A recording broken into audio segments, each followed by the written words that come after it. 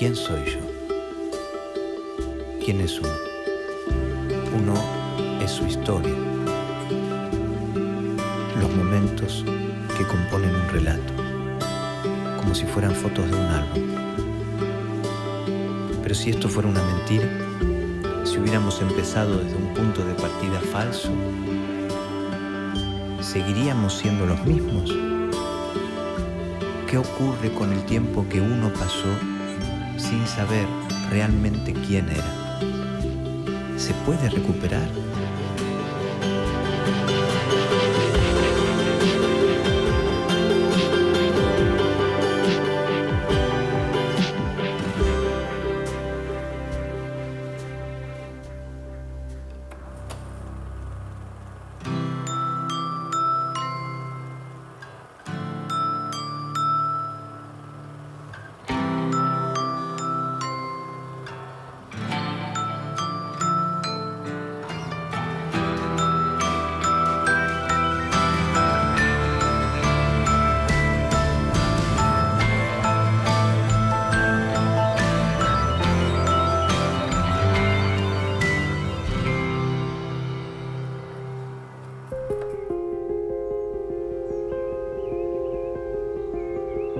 En Argentina, cerca de 500 chicos, en su mayoría recién nacidos, fueron apropiados durante la última dictadura cívico-militar.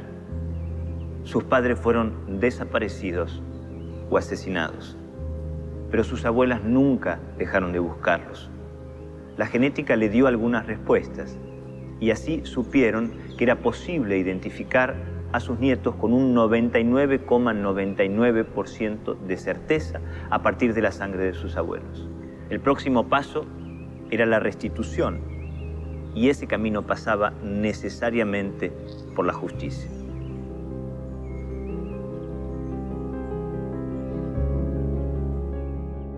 Nosotros empezamos por buscar a los máximos responsables, porque Videla, Macera, Agosti, algunos ya se habían muerto, Vignone, todos. Y vamos bajando en la escala de responsabilidades. Faltaban los civiles. Civiles cómplices como Martínez de Oz, por ejemplo. Los jueces. Entonces yo cuento la anécdota de Michel. No hace mucho, Michel estaba en uno de los juicios nuestros. Un hombre que, cuando yo creo haber encontrado una pista yo no sabía si era varón o mujer, era antes del año 80.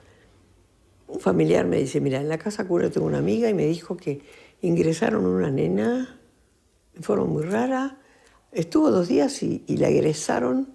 ¿Por qué no averiguás? Me dice, bueno, fui a la casa cuna sola. Y le digo a la que estaba atendiendo, usted sabe que yo vengo para saber de una chiquita que ingresó en tal fecha y quiero saber qué destino le dieron. Y había un libro, la mujer lo saca y lo mira. Dice, bueno, no sé, pero acá... Y no sé por qué se va la mujer.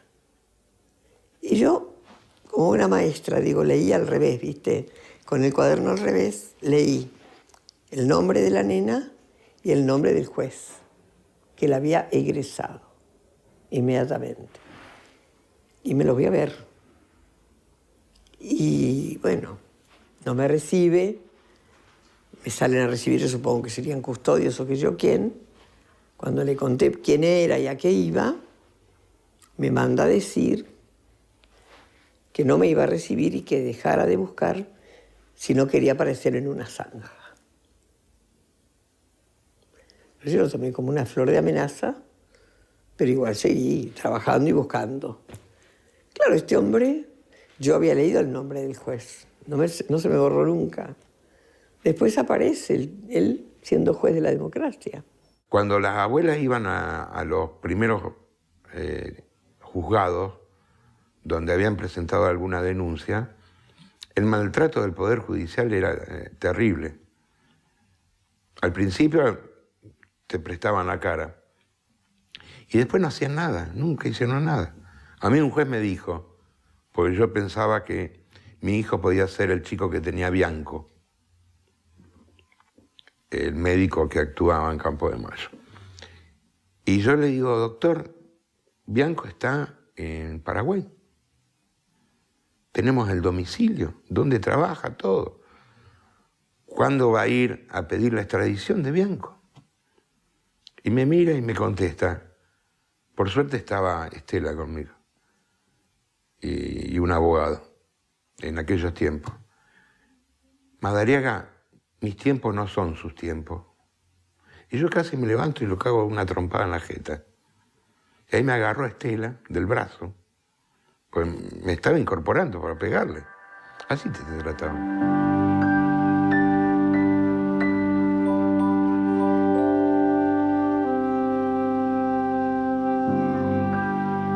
En democracia, las políticas de derechos humanos fueron variando a través de los años y de los diferentes gobiernos.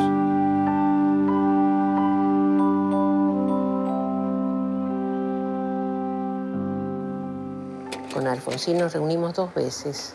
Estaba el doctor Rabosi, estaba un montón de gente, y yo le dije, este es mi escrito, lo que voy a hablar. Entonces, en vez de esperar que yo hablara, leyó Alfonsín y se enojó. Pero señora, dice, ¿cómo me vienen a decir que no hemos hecho nada? Y es cierto, eso le decía yo, que en realidad de los niños nada. Habíamos hecho un montón de cosas, pero de los niños nada. No encontrábamos los niños en ese momento. El alfonsinismo, digamos, en el contexto de impunidad que se da con las leyes de evidencia de vida y punto final, la apropiación de niños queda por fuera de esas leyes. No era sencillo conseguir las restituciones porque socialmente había mucha discusión sobre qué sería lo mejor para esos chicos que en ese momento tenían 8, 9, 10, 11 años. He firmado los decretos que llevan los números 1002, 1004 y 1005, donde indulto a muchos militares y muchos civiles para que empecemos a reconstruir la patria. Después tuvimos todo el periodo del menemismo, donde más por ideología del menemismo era no investigar. O sea que él quiso borrar del mapa el tema de los derechos humanos. Perdonó, le dio amnistía a los condenados por la justicia, etc. Fue una vergüenza. Desde que el presidente Kirchner asumió, estamos en una política realmente activa, proactiva de defensa de los derechos humanos incuestionable. Entonces, eso se ve también con la justicia. La justicia argentina no es algo separada de la ideología que está en el poder ejecutivo. En 1987 se creó el Banco Nacional de Datos Genéticos por medio de la ley 23.511. El Banco de Datos Genéticos nace en esta primera etapa de la democracia, durante el gobierno de Alfonsín, donde presentamos un proyecto de ley que fue, consensuado en el Parlamento, y en el 87 esta ley se sanciona, con algunas correcciones y algunas cosas. Una ley imperfecta, porque ahora la corregimos. Claro, ya en el 2009. Pero sirvió para que necesitábamos la ley y para que los jueces la respetaran.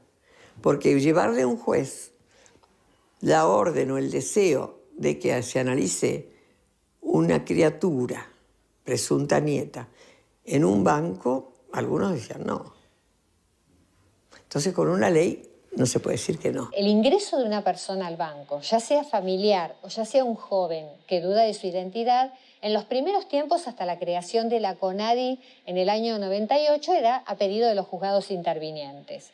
La persona concurría con su oficio judicial, o bien el oficio judicial se lo hacía llegar al banco con anterioridad, y se tenía que realizar lo que marca la ley, porque el banco se rige por la ley de creación, la 23.511, sus decretos 700/89 y posteriormente 511/2009, en la cual se tomaba fotografía, huellas, dígito pulgar, derecha, y lo que llamamos consentimiento informado. ¿Qué quiere decir esto? Que la persona sabe para qué vino al banco, a realizarse qué tipo de estudio y qué es lo que se va a hacer con su muestra y su patrón genético. Una vez que se hace la identificación, pasa al box de extracciones.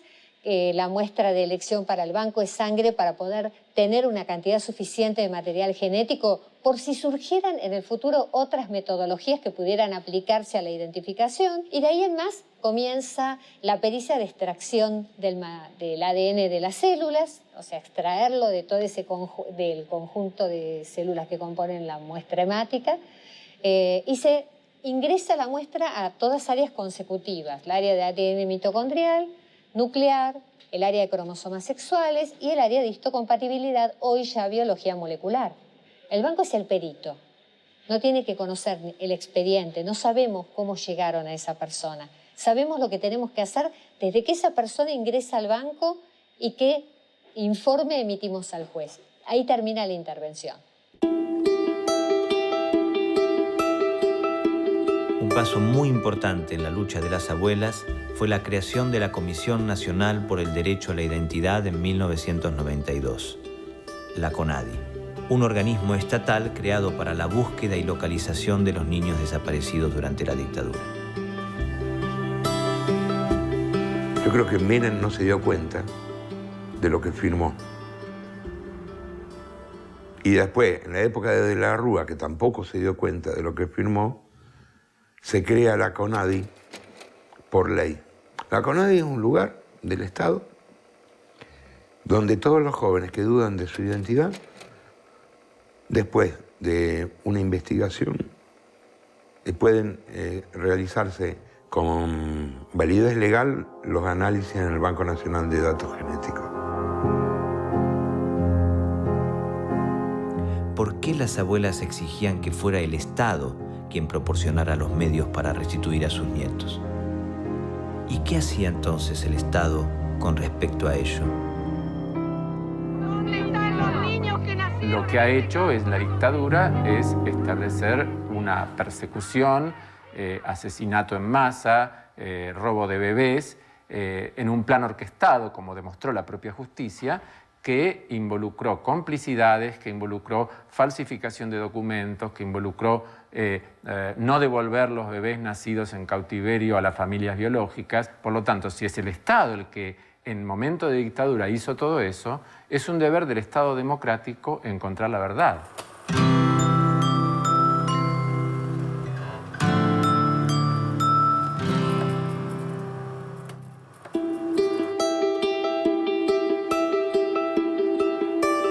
¿Quién soy? ¿De dónde vienen mis recuerdos? Caras, manos que se mueven,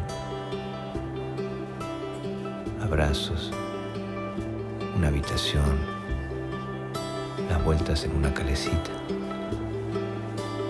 un color. Son recuerdos lejanos, desdibujados, pero que están en mí. ¿Qué pasaría si me los quitaran? ¿Seguiría siendo yo mismo?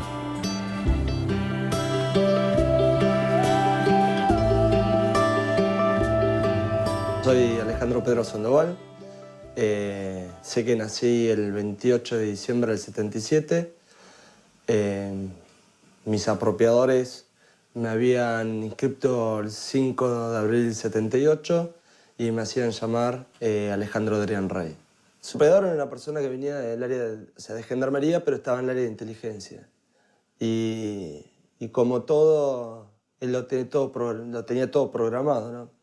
Entonces, 2 semanas antes o 3 semanas antes de que él quede detenido, o sea, que lo llame la justicia y quede detenido, él hace como la previa de prepararme a lo que se iba a venir. Se largó a llorar, yo lo miraba, no entendía nada. La primera vez en mi vida que yo lo veía llorar, o sea, lo primero que se me cruzaba era que falleció alguien o qué es lo que pasó.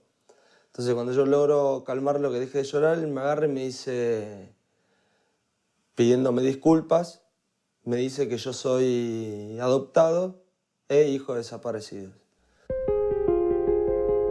En 1987, durante un juicio de apropiación, un juez mencionó por primera vez la palabra identidad. El derecho a la identidad hoy es un derecho de rango constitucional superior a cualquier ley por los tratados de derechos humanos que se incorporaron a la Constitución Nacional. Es el derecho de la persona de conocer su origen, su extracción familiar, su extracción cultural. Es un derecho social. No es que yo pueda decir, yo no quiero que conozcan mi identidad. No se puede decir eso, porque es un derecho social. Es lo mismo que yo no puedo decir, bueno, yo quiero disponer de mi vida. No, hay bienes que son indisponibles, ¿no?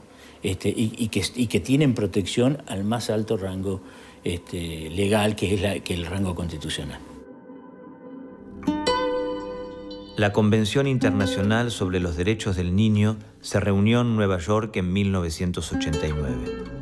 Los artículos 7 y 8 de la Declaración, conocidos como las cláusulas argentinas, establecían que el niño tenía derecho desde su nacimiento a un nombre, una nacionalidad y a conocer a sus padres en la medida de lo posible. Además, declaraban que era deber del Estado la preservación de su identidad. Y en el caso de que un niño fuera privado de ella, el Estado debía restituirla.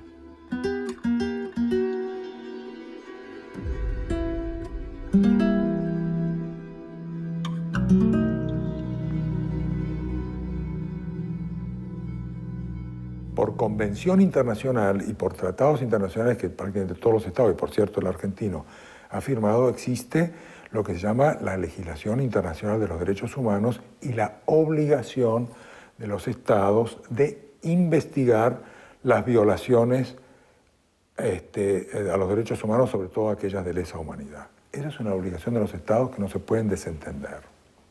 O sea que no es simplemente el respetar los derechos humanos, el no ponerse a torturar gente o a desaparecer gente. No es una obligación pasiva la de defender los derechos humanos, es una obligación activa y parte de esa obligación activa es la de investigar toda vez que haya habido violaciones a los derechos humanos y castigar a los culpables, o sea, producir justicia. Si un día descubrimos que nuestra identidad está construida en base a una información falsa, ¿podemos decidir que no queremos saber quiénes somos realmente? ¿Tenemos derecho a eso?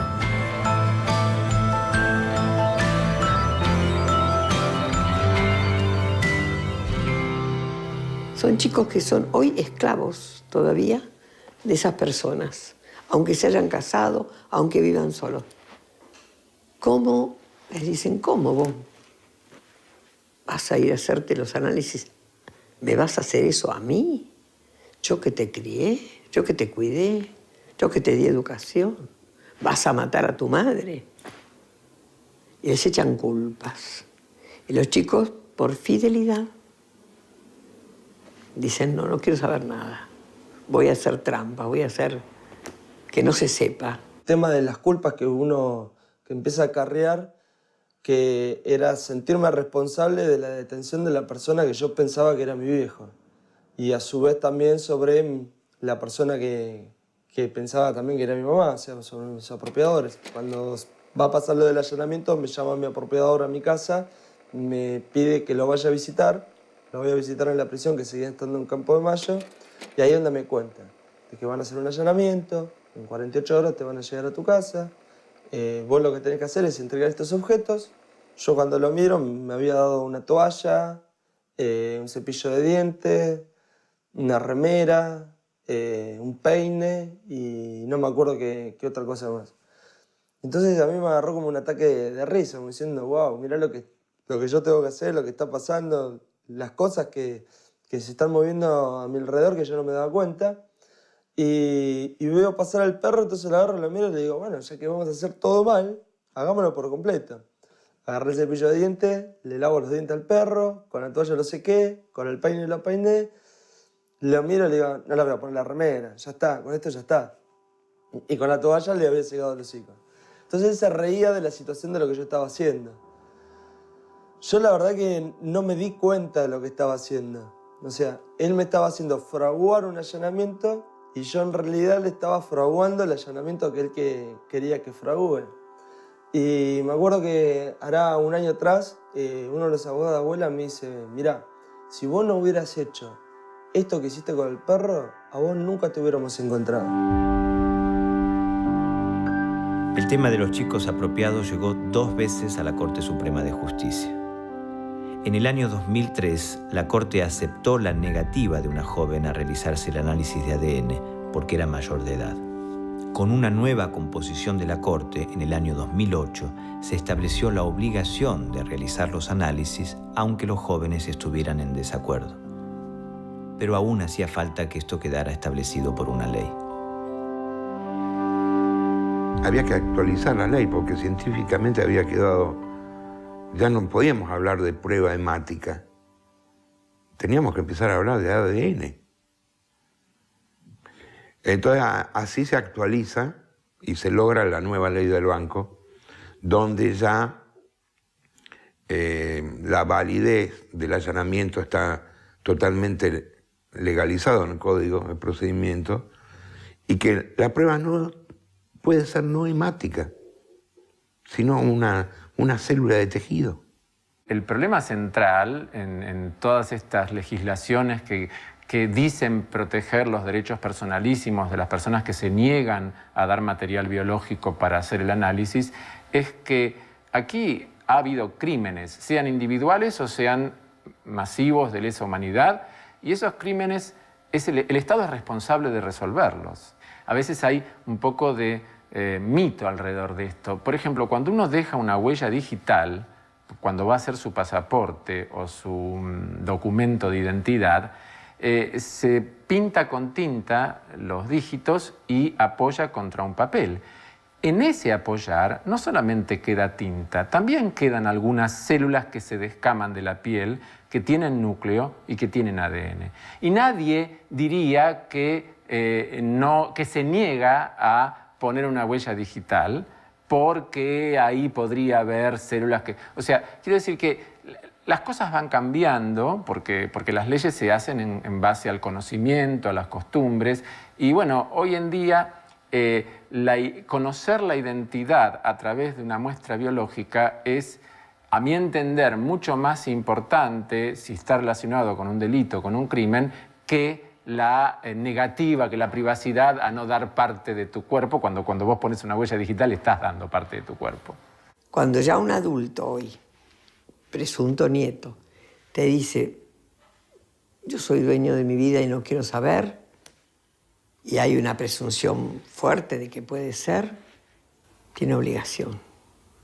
Hoy, pero eso es bastante reciente. Sí, ¿no? sí. Claro, es una obligación porque es un delito de acción pública. Es un delito que no prescribe. Es un delito que afecta a todos. Sí, de lesa humanidad. O sea, que existan chicos desaparecidos en la Argentina afecta a todos. Nos afecta y nos va a afectar mientras exista uno. Y afecta a la humanidad. Entonces es un delito que es obligación del Estado resolverlo hasta las últimas consecuencias. Si es o no, hay que saberlo. Y la voluntad del chico la consigue el juez diciéndole de sus derechos y sus obligaciones. Tiene derechos a saber, a tener su verdadera identidad y obligación ciudadana de no transgredir la ley que como adulto lo obliga, porque la prueba la lleva en su sangre, la prueba del delito la tiene en su sangre.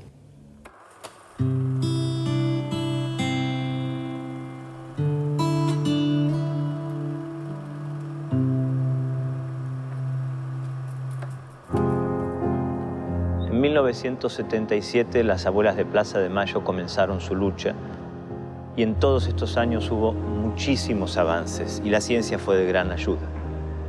La identidad es hoy un derecho humano reconocido en nuestra Constitución, pero la búsqueda continúa. Todavía hay más de 400 jóvenes que viven sin saber realmente quiénes son y sus familias los siguen buscando.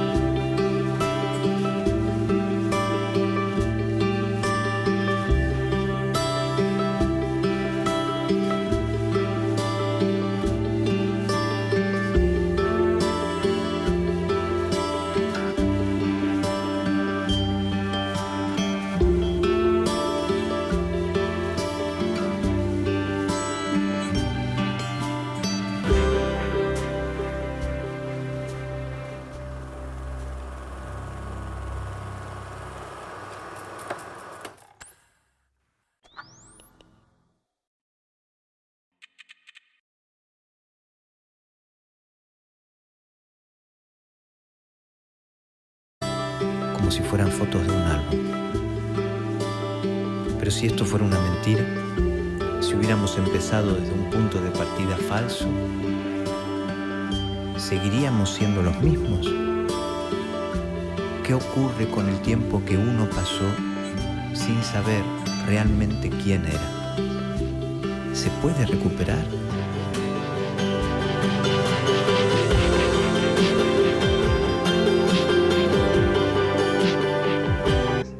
Y así supieron que era posible identificar a sus nietos con un 99,99% de certeza a partir de la sangre de sus abuelos.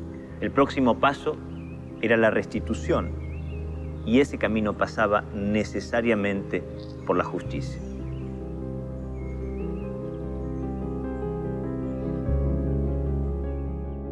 Nosotros empezamos por buscar a los máximos responsables, porque Videla, Macero.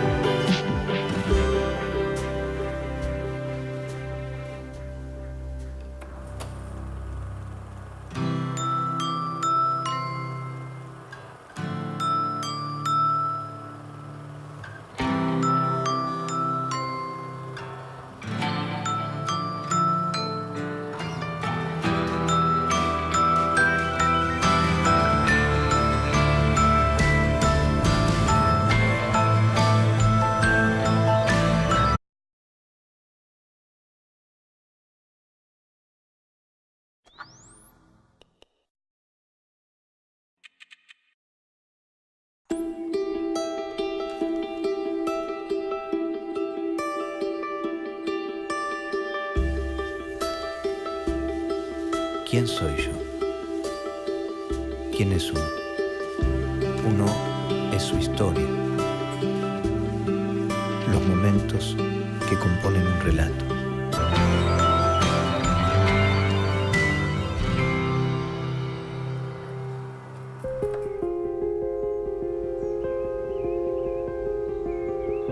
En Argentina, cerca de 500 chicos, en su mayoría recién nacidos, fueron apropiados durante la última dictadura cívico-militar. Sus padres fueron desaparecidos o asesinados, pero sus abuelas nunca dejaron de buscarlos.